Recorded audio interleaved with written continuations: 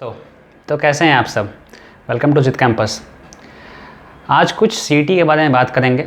कल के कुछ टॉपिक में कुछ कमियां रह गई थी, बच्चों ने कमेंट किया कुछ चीज़ों के बारे में डिस्कस करने के लिए कि और भी एग्ज़ाम्स हैं जिनको गवर्नमेंट एजेंसीज करवा नहीं रही है, उनके बारे में बच्चे जानना चाहते हैं, जिसके रिगार्डिंग आज ये वीडियो बना रहा हूँ मैं।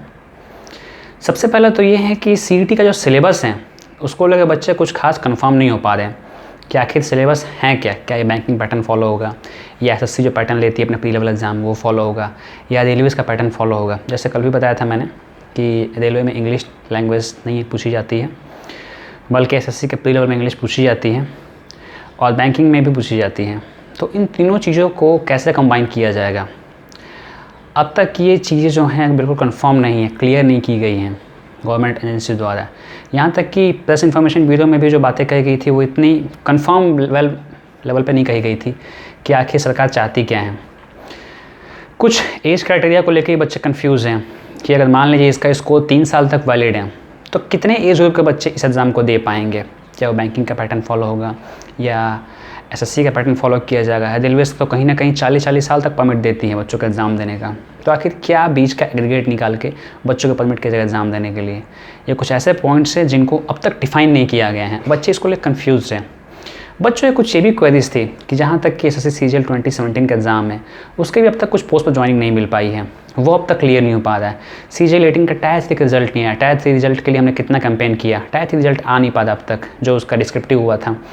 एमटीएस का टायर 2 रिजल्ट जो है सीजीएल 2018 का वो नहीं आ पा रहा है। तो जो करंट वैकेंसीज है वो खुद बैकलॉग में चल रही है, क्यों ना सरकार पहले उसे क्लियर करे। क्लियर करने के बाद सोचे इस सीईटी के बारे में। सीईटी को गठन करने में वक्त लगेगा, सीईटी 2021 बोला तो गया सरकार द्वारा, पर क्या ये अपने तयशुदा वक्त पर हो पाएगा, सबसे बड़ा सवाल ये भी है। दोनों चीज़ों को देखते हुए बच्चों के मन में डाउट ये भी है कि जो प्रीवियस एग्जाम्स है क्यों ना पहले उसे क्लियर किया जाए, क्योंकि अब तक देखिए एसएससी सीजीएल 2018 का टायर 3 डिस्क्रिप्टिव रिजल्ट अब तक आ नहीं पा रहा है और उसके रिजल्ट को लेके बहुत पेंडिंग चल रहा है और उस पर भी चीज़ें कंफर्म नहीं हो पा रही है। बच्चे यही सोच रहे हैं कि मान लीजिए पहले बैंकिंग का एग्ज़ाम था, प्री लेवल, मेंस और मेंस के बाद इंटरव्यू, तीनों मिला के 1 साल के अंदर IBPS PO का है या SBI PO या SBI क्लर्क कोई भी एग्ज़ाम था, क्लर्क का तो 6-8 महीने में ही लगभग जिस दिन से नोटिफिकेशन आता था जॉब मिल जाती थी, वो एक फास्ट ट्रैक एग्ज़ाम था।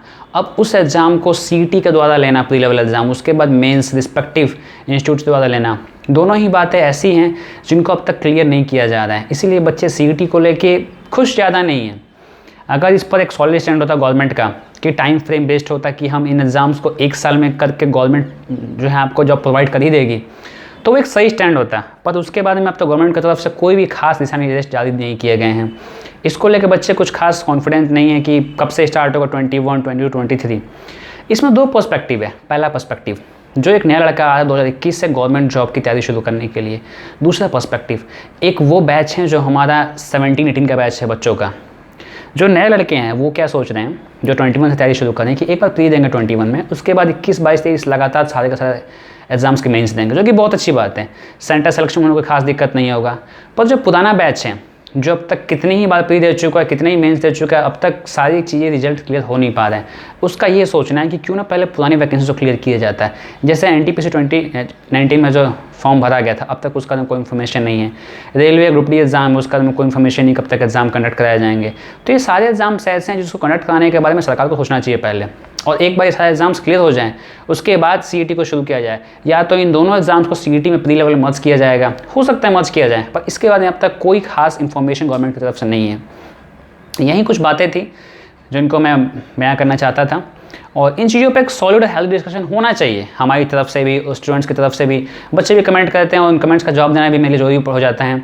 सीईटी के बारे में ये भी एक खास बात है कि 2 बार कहा गया है कि ट्वाइस इन ईयर कंडक्ट किया जाएगा, ठीक है, लेकिन ट्वाइस इन ईयर कंडक्ट करने में ये नहीं बताया गया है कि क्या जैसे एक बार जैन में स्टार्ट किया जाता तो क्या वो 15 दिन चलेगा, 20 दिन चलेगा, अलग शॉर्ट्स में चलेगा, उसके बारे में कन्फ्यूजन है। बच्चे सोच रहे हैं क्या वो सिंगल डे एग्जाम होगा, इसके बारे में कोई खास कन्फर्मेशन नहीं है। कुछ बोल रहे सिंगल डे एग्जाम, कुछ बोल रहे हैं 7 डेज, 8 डेज, 10 डेज भी चले हुए एग्जाम। तो दोनों ही चीज़ें अब तक कंफर्म नहीं की गई है सरकार द्वारा। तो ये सब कुछ बातें जिनको क्लियर करना चाहिए कि आखिर एग्जैक्टली किस वे में, किस पर्टिकुलर प्रोसेस को फॉलो करके ये एग्ज़ाम्स ली जाएंगी।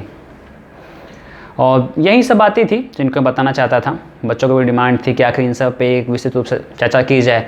और एग्जामिनेशन प्रोसेस तो काफ़ी हैं, इनको फास्ट ट्रैक पर लाने की बहुत ज़रूरत है कि इनको ज़्यादा जल्दी से जल्दी ख़त्म किया जा सके प्रोसेस को। तो दोस्तों फिर मिलता है अगले वीडियो में। Do like share and subscribe to our channel, वो लाल बटन दबा दीजिएगा। Thank you.